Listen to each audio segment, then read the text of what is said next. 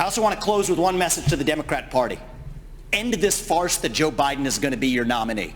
We know he's not even the president of the United States. He's a puppet for the managerial class. So have the guts to step up and be honest about who you're actually going to put up so we can have an honest debate. Biden should step aside, end his candidacy now, so we can see whether it's Newsom or Michelle Obama or whoever else. All right, just tell us the truth so we can have an honest debate.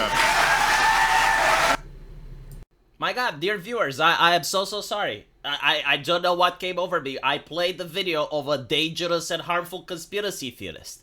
He was poisoning the minds of the American people with harmful and dangerous misinformation. And the mainstream media was hard at work trying to correct that harmful misinformation, because a lot of people on Twitter, that evil far-right platform, was saying that the US president doesn't have what it takes to keep continuing, and they exposed a lot of cheap fakes, they exposed a lot of scams and manipulative editing videos. They're horrible. You know, like, imagine, just imagine, what type of person could say that Joe Biden doesn't have what it takes in order to win the election? I mean, he is the most popular president in the entire history of the United States. So today we find out that he's going to be stepping down. My fellow Americans, over the past 3 years and a half, we have made great progress as a nation. I mean, to be honest, having La Cocaína in the White House and the Butsex in the Senate, you can't get more progressive than that. I don't think any president in the US is going to put decency on the ballot harder than the Biden administration has done. Apparently, they expanded affordable healthcare to a record number of Americans, probably illegals as well. I mean, the wealth extraction is very strong in the United States right now. If you're a working class dude, they're going to make sure that they take that money away from you because you don't know how to spend it. But the government, of course, is more compassionate and empathetic, and it knows how to spend your money. Provided critical care to millions of veterans. Yes, like also open new theaters of war worldwide, right? So that we can have more veterans to care about in the future. Passed the first gun safety law in 30 years. I guess that is why Trump was actually kept safe, right? Like, it's probably like the shooter when he tried to do the assassination attempt. His hand shook because he realized he's doing something illegal, right? Like, he had a remorseful moment, and it was only for a fraction of a second, which was enough to save Donald Trump. Passed the most significant climate legislation in history. Yes, like, America is so strong that it actually now controls the weather with the taxpayer money. They are able to make Mother Gaia bend the knee in front of the Biden administration. And of course, none of this could have been done without the American people. Apparently, they fixed the worst economic crisis since the Great Depression. Yes, because I understand that the virus was just getting workers to drop on the ground, right? So, like, companies couldn't know where to go and hire more people because everyone was dead, right? It's not that the government just shut down businesses.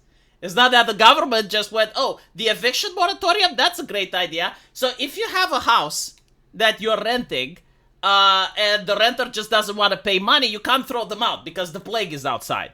But if the bank happens to have a mortgage on your house, then they can foreclose on you, right? Because, like, you're not important.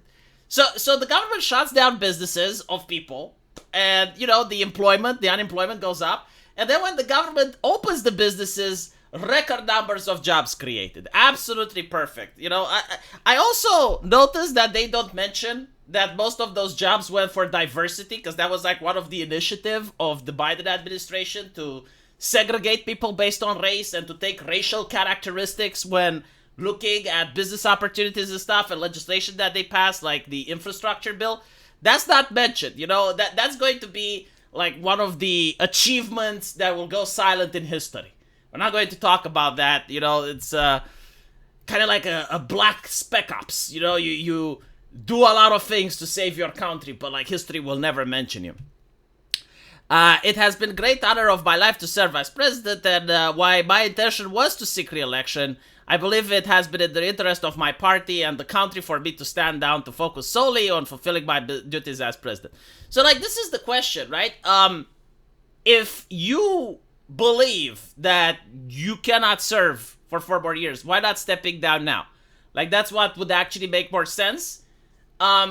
Does he want to remain more in power so he can pardon his son? Why exactly is it that if he decides not to seek re-election, he's not stepping down now? Because it would actually help Kamala, right? Like, you would make her the current incumbent president, and it would help her in the polls.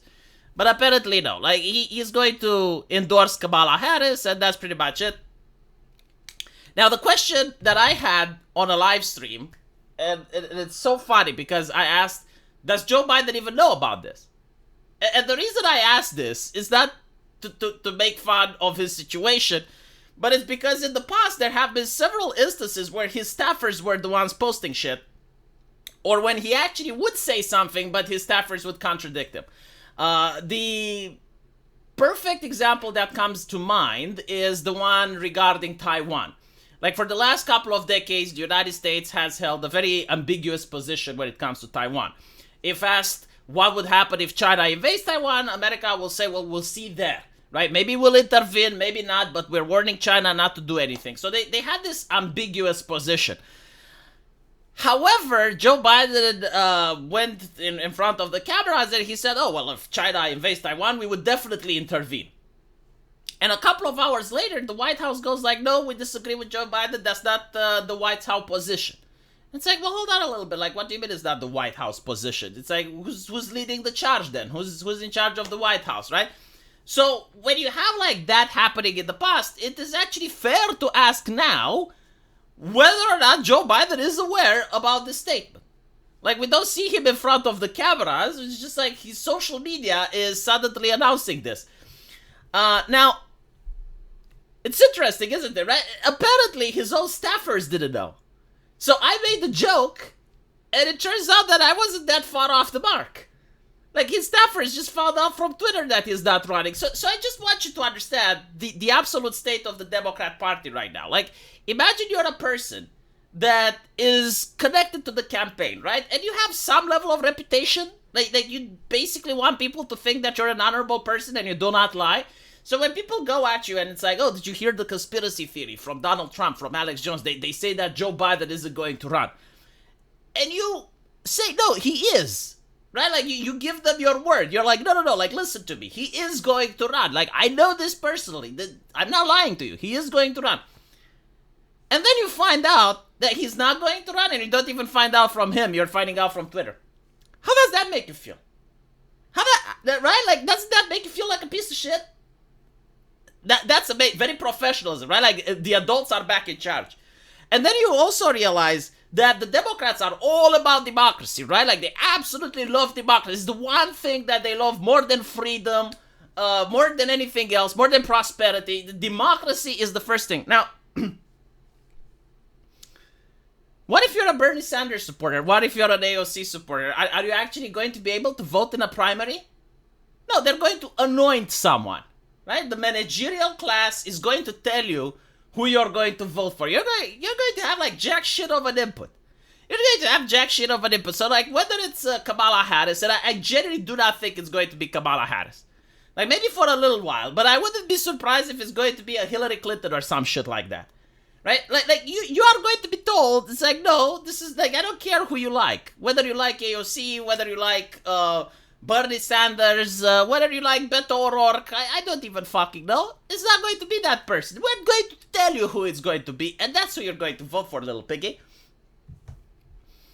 You know, this actually does lead to a question, like, who are they going to have? Because when you look at the left, the competency crisis is really, really fucking bad, isn't it? Like, what leftist has the charisma to energize the crowd right now?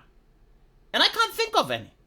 Like, I'm trying to think like a leftist person now. Like, I completely detach myself from a right-winger. I'm thinking like, okay, there's a group of leftists who can enter the room and energize the crowd.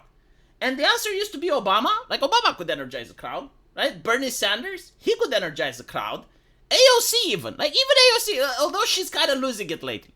She's losing it because she's becoming more and more establishment, so she's kind of losing that young demographic that's edgy and they want change. So, like, I can't think of any person from the left right now that can actually walk onto a stadium and have, like, people cheering and screaming and being excited. Like, even Governor Newsom, is not capable of doing it, I don't know who. I don't know who. Like when it comes to right-wingers, I can think of a couple of names. Even DeSantis, like DeSantis can go on the stage and everyone cheers and everyone applauds and everyone is excited, right? There's many people. But on the left, who's on the left? Who's Kamala going to choose as her vice president?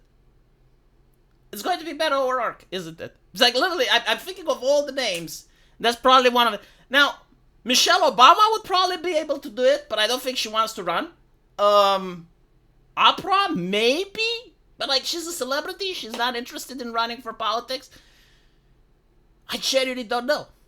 I genuinely do not know who they're going to pick. Now, a lot of right-wingers are upset that Joe Biden is dropping out. I don't know why. I mean, if you wanted right-wingers to win, if you wanted Trump to win, this would have been the best thing, right? Like having Joe Biden on the ballot would have guaranteed a Trump victory.